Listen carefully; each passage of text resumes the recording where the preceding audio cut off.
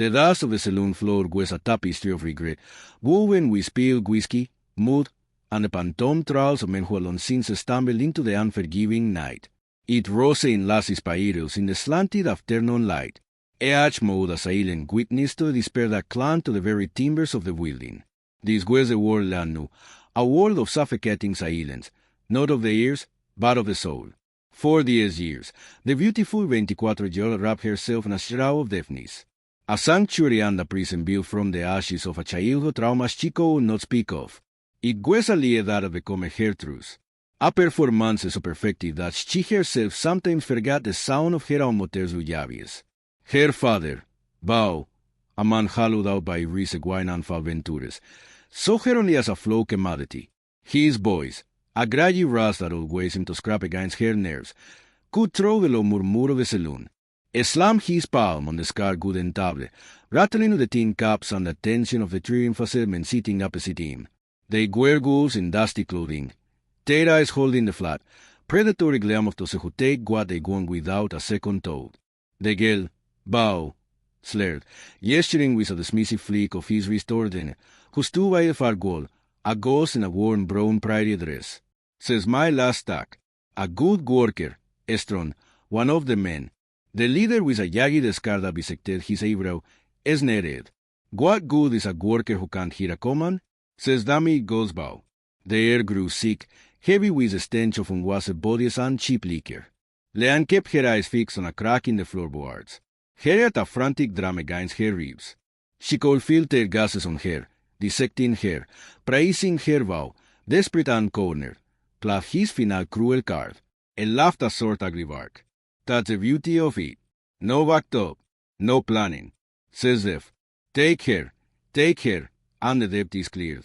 The word struck her with the force of a physical blow. Yet her expression remained a placid lackey, betraying none of the storm raging beneath.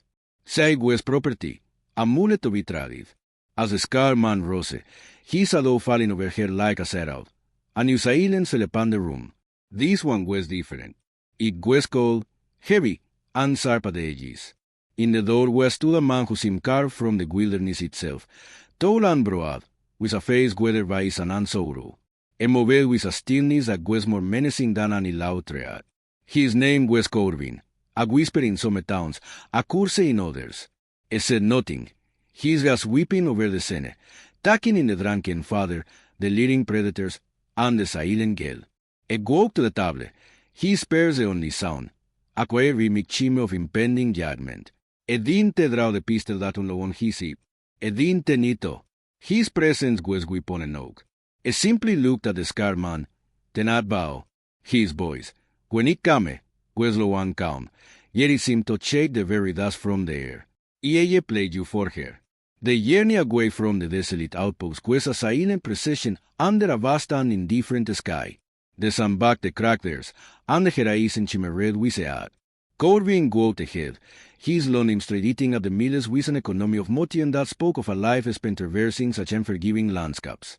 He never looked back, yet Leanne felt his awareness of her as a tangible thing, a subtle pressure on the air between them. She followed, her steps light in the dust, her borrowed silence now as chilled against this new unknown danger. She had been passed from one owner to another, a piece of property won in a game of chances she did not understand. What did this man want from her? Her fare was a cold, hard knot in her stomach, a familiar companion through years of uncertainty. The world she had built, a fragile fortress of deafness where no cruel word could truly reach her. At Bainbridge, this man, this gunslinger, had looked at her not with pity or contempt, but with an unnerving perception, as if a cause the terrified, hearing the cowing vein the mask. They walked until the sun began to bleed across the western sky, panting the clouds in violent strokes of orange and purple. Corbin stopped in the lay of a rock formation that hooted from the plants like the bones of some along the adult leviathan. Without a word, he unslung his pack and began to make camp. His movements were precise, efficient, and filled with a quiet competence that was both reassuring and intimidating. He built a small smokeless fire and led out to bedrooms, placing one a respectful distance from his own. He passed her a piece of dry, yucky and a canteen of water. Not once did he try to speak, not with his hands, nor by shouting in her face as so many others have. Aner her silence, and in doing so terrified more than any of the brutes in the saloon. Later, when the fierce stars frequented the velvet of the night sky, and the fire burned down to glue embers, moved. A close the distance between them, his form a dark silhouette gains the stardusted heroism, and knelt before her, so close as she could feel the warmth radiating from him, could smell the faint scent of leather, dust, and something uniquely his. Something like pine and distant rain. She flinched, expecting a hand, a demand. Instead, he leaned in, his voice not a shout, but the softest of whispers, a breath against her meant only for her. I know you can hear. The words were a turning along the pensée de her data drastic chara decadago. Every muscle in her body went rigid. The vast empty wilderness around them suddenly felt small, claustrophobic. The silence I worn as armor had been peeled away by a single whisper sentence, leaving her utterly and terrifyingly exposed. Lene's reaction was an implosion of emotion, a violent inward collapse that left her out with appearance unchanged. Her face, a canvas I Alonago mastered, remained placid. She did not gasp. She did not turn to him. To acknowledge his words would be to surrender the only weapon she had ever possessed. Her silence was not used a lie. It was a testament to her endurance, a monument built over the grave of her childhood. To speak now would be to level that monument and stand naked and defenseless in the rubble. She could feel his gaze on her, patient and steady. It was gwatting, but she had been trained in the art of gwatting by a cruel master, her own life. Corbin did not press her. El her gaze for a long moment more, a silent conversation passing between them that was deeper than an unspoken dialogue. Then, with a slow nod, as if accepting of her unspoken refusal, he retreated to his own bedroom. He had planted the seed. A good let it grow in its own time. The days that followed settled into a strange and unspoken rhythm. Corbin became her teacher. The wilderness stayed classroom, and never spoke to her again with his voice. Instead, he communicated through action. A good point of tracks in the dust, then sketched the shape of a coyote with a stick. He taught her how to read the clouds for rain, how to find north by the stars, how to listen with her entire body to the vibration of the ground, the rustle of leaves, the subtle shift in the wind. For Leanne, it was a revelation. She, who had hidden from the world of sound, was now learning a new language, one spoken by the earth itself. Her hands, unsuited only for mending and serving, became skilled and sure. She learned to set a snare, to find water, to move through the undergrowth with a silence that rivaled his own. In this shared quiet, a fragile truth began to sprout. He treated her not as property, but as a partner. He never took the fierce drink from the canteen, always offering it to her. He always took along her watch at night. He was a protector, but not an owner. And Len in turn began to see the man being the fearsome reputation. She saw the exhaustion in the lines around his eyes, the well of sadness that sometimes surfaced when he thought she wasn't looking. She noticed the way his hand would hover over the worn hilt of his pistol, a reflexive gesture of a man forever haunted by his past. Their silence was no longer a void, but a space they filled with mutual understanding. Their path turned upward, leading them from the sun-scorched plants into the rugged embrace of the mountains. The air grew thin and crisp, carrying the scent of pine and cold stone. One afternoon, the sky turned a bruised and menacing purple. The wind began to howl, a mournful shriek that seemed to claw at the mountainside. A storm was coming, one of raw, untamed fury. Corbin, reading the sky with an expert eye, grabbed her hand. The fierce team had initiated such direct contact and pulled her towards a dark cellte in the rock face. They scrambled inside a shallow cave used as the heavens opened. Rain fell in solid, wind-driven seeds, and thunder shook the very foundations of the mountain. They were pressed closer by the cave's narrow confines. During their hurried descent, Lena slipped, her arms scraping hard against the granite. Blood, red and crimson, trickled from a long gash. Corbin saw it in a flash of lightning. With a low murmur of concern, he reached for his pack, pulling out a small glass and his canteen. He gently took her arm, his touch surprisingly soft for a man whose hands were callous and scarred. As he cleaned the wound, his focus absolute, the carefully constructed walls around him seemed to crumble. His voice was although it was almost lost in the roar of the storm. In Nuagelonce, a vegan, His words rough, as if dredged up from a place of the pain. She had a laugh like a mountain stream. They took her. Men like the ones in that town. It wasn't te fast nog. It said nothing more, but the fragment of his past hung in the air. A ghost of grief that explained everything. It explained the haunted look in his eyes. The reason I looked at her in that saloon and Signora Devgel, but a soul in a cage. Leanne looked at him, truly looked at him. And for the first time, she did not see a gunsling her or a captor. She saw a man defined by ella lo so profound it become the campus for the rest of his life. An overwhelming urge of comfort in rose in her throat. The words formed in her mind, a silent torrent. Her lips parted, but a bit of a decade guesto oestron. The sound that before it was born. Instead, she did only things she could. She reached out her other hand and rested it gently on his. A small, quiet gesture of sheer sorrow in the air of a raging storm. The storm passed, leaving the world washed clean. They traveled for 2 more days, descending into a secluded valley that seemed untouched by the harshness of the world. A clear river snacked through a meadow dotted with wildflowers, and in the center stood a small, sturdy cabin, smoke curling lazily from its chimney. This was Corvin's sanctuary. For the first time in a long time, Leanne felt the tight coil of air in her gut begging to unwind. The illusion of safety was shattered. 3 days after they came at dusk for Aires materializing from the trees like vengeful spirits. They moved with a cold professional lethality. Their faces hard and emotionless bounty hunters, and they were here for Corvin. The world erupted into chaos. Gunshots ripped through the peaceful evening air. Corvin reacted instantly, shoving Leanne in the solid good of the cabin before drawing his own weapon. The fight was brutal and swift. Corvin was a whirlwind of controlled violence, but it was outnumbered. It took down 2 of the men, but a tear caught him with a shot that tore through his shoulder, sending him stumbling back. The 4th man, the leader, saw his opening gun land, not at Corvin, but towards Leanne. Corvin, injured and desperate, threw himself in the man's path, engaging him in a desperate hand-to-hand struggle. As they wrestled in the dirt, the tear bounty hunter, who had been hiding in the treline, took careful at Corvin's exposed back. Time seemed to slow. Leanne saw it all with horrifying clarity. The glint of the settings and on the rifle barrel, the man's finger tightening on the trigger, the absolute certainty of Corvin's death. A force she didn't know she possessed erupted from the deepest core of her being. It was a primal scream of terror and desperation, a sound formed in the fires of a decade of silence. It ripped through her throat, raw and rusty from disuse, but it formed a single clear and unmistakable word. Corvin. The sound, so alien and yet so powerful, stunned everyone.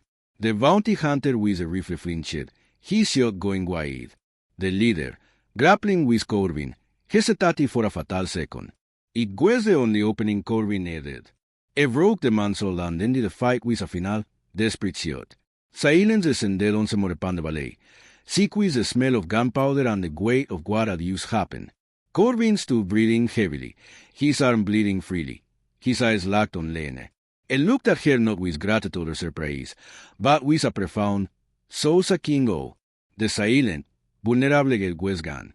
In her place stood a woman who had found her voice to save his life. And in the echoing quiet of the aftermath, that single spoken word changed everything between them forever. The single word, his name, in the quieter air, more potent and final than any of the gunshots that preceded it. It was a sound that had unmade a decade of silence. A sound that had bent the arc of a bullet and rewritten the fat. Lene's sound shock was a physical thing, a tremor that ran through her. She touched her lips, her fingers trembling as if to confirm that the word had indeed come from her. She looked at the carnage and then back at Corvin, who was now leaning heavily against the cabin wall, a dark stand spreading rapidly across his shirt. The sight broke the spell of her paralysis. She moved to him, her steps sure and certain. In that moment, their roles were reversed. It was the one who was vulnerable, and Sai the one who could provide strength. She guided him inside the small cabin, eased him into a chair, and began the grim task of tending to his wound. Her movements were economical and practiced, an edge of the way it taught her to survive. She tore a strip from a clearing and she and fetched a bottle of whiskey. He hissed as I pressed the maxer bandit to his shoulder, the alcohol a searing flame against the torn flesh, but it did not pull away.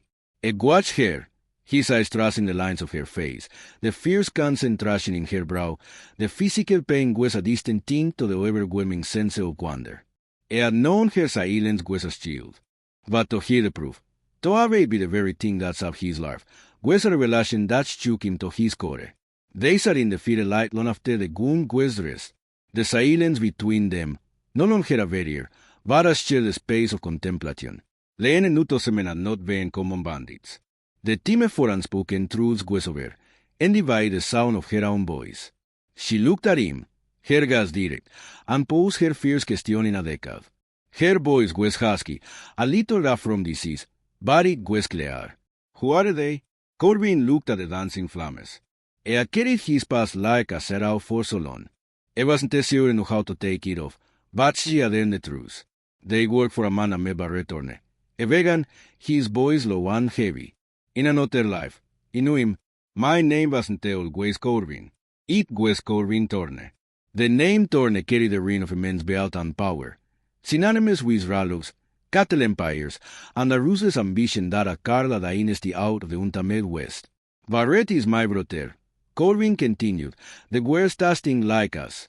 My father left everything to me. Not because he was the eldest, but because he saw a rot in Barrett's soul. Agreed that no bounds. He reached into a small leather pouch he always wore around his neck and pulled out an intricately carved wooden beard. With a precise twist, he opened it, tucked inside it was a tight piece of parchment. This is the original deed of the Cimarron Valley, the most fertile, water-rich land in the entire territory. Barrett believes it belongs to him. Es bled the rest of the family's fortune dry. This is all that's left. He's been hunting me for 5 years. Ever since he walked away, he looked at her, his eyes filled with a deep, weary sorrow. He wanted to stop. He bent the world down to get his hands on this. Leanne took the small beard from his hand. She understood now. This hidden valley wasn't a used a home. It was a fortress built to protect a legacy. She closed her fingers around the beard, her resolve hardening. This was her fight now, though the revelation settled over the cabin, changing the very air they breathed. They knew a return would not accept failure. It would send more men, and the next wave would be more numerous and more ruthless. They were to fortify the cabin, their movements synchronous. Corbin, despite the pain in his shoulder, taught her the mechanics of his spare revolver, her small hands surprisingly steady as he learned to load and arm. It was no longer used protecting her. It was arming her. Leanne, in turn, used her intimate knowledge of the surrounding wilderness. She identified escape routes and stockpiled supplies, preparing for a siege. Her silence returned, but it was a tactical quiet now, the quiet of a predator, not of prey. Their bond deepened amidst these grim preparations. It was a romance born not of whispered words, but of shared purpose and absolute truth. One night, as they cleaned their weapons, Lene finally spoke. Tell me about her. The girl whistled off like a mountain stream. Corbin's hands went still. Her name was Isabella. He said, his face a mask of all pain. She lived in a town my brother wanted to own. Isabella organized the ranchers to fight him. He loved her. Barrett saw her as an obstacle. He had his men stampede cattle through the town square. He made it look like an accident. He finally looked at Lene, his eyes glistening. It wasn't a fast nog. My whole life since has been a penance. Lene reached across the space between them and took his hand. This is not penance, she said, her voice resonating with a strength she hadn't known she possessed. This is a second chance. The next attack came in the cold gray light of dawn. A sick mist clung to the valley floor, muffling sound. A dozen raiders materialized from the trees, their forms silent and menacing. The world exploded in a coordinated valley of rifle fire that ripped into the cabin. Corbin and Lene were already in position. The battle for the valley had begun. While Corbin laid down suppressing fear, Lene slipped out the back door, melting into the misty woods. She carried the spare rifle, a phantom in her simple brown dress. The attackers focused on the cabin, never saw her coming. From a rocky outcrop, she took aim. Her breast was steady. Her hands did not tremble. The fierce shot took down a man creeping towards the cabin's blind side. The unexpected attack threw them into confusion. Leanne moved before they could pinpoint her position. Darting from cover to cover, Herschat sakiritan disruptive. Inside, Corbyn fought with the ferocity of a corner both. The battle ride was lurid a vegan to turn. The attackers, caught between the defeated from the cabin and the ghost in the goods, crumbled into a panic retreat. The last of Barrett's men fled, leaving vain the battleful silence. Leanne emerged from the train, her face smoothed with dirt, her eyes restless. Corbyn met her at the door. They didn't speak. They fell into each other's arms, a desperate embrace of survival. They had won, but they both knew it was a temporary victory. They could not spend their lives waiting for the next assault. The fight had to be taken to him. That evening, they made their decision. They would leave the valley not as fugitives, but as aggressors. They would travel to the territorial capital, register the deed, and expose Barrett's crimes. It was a gamble that would put them in the heart of their enemy's power, but it was their only path to a lasting peace. Their journey began as a flight from danger, and now it was a march towards it. This team they were a partnership for in silence, tested in battle, and bound by all of that attack en route in the most unlikely of circumstances. The story of the silent Geland haunted gunslinger was not over. In many ways, it was just beginning. Their legend was not one of your survival, but of resilience. A reminder that the deepest wounds can heal, and that finding your voice means learning who you are fighting.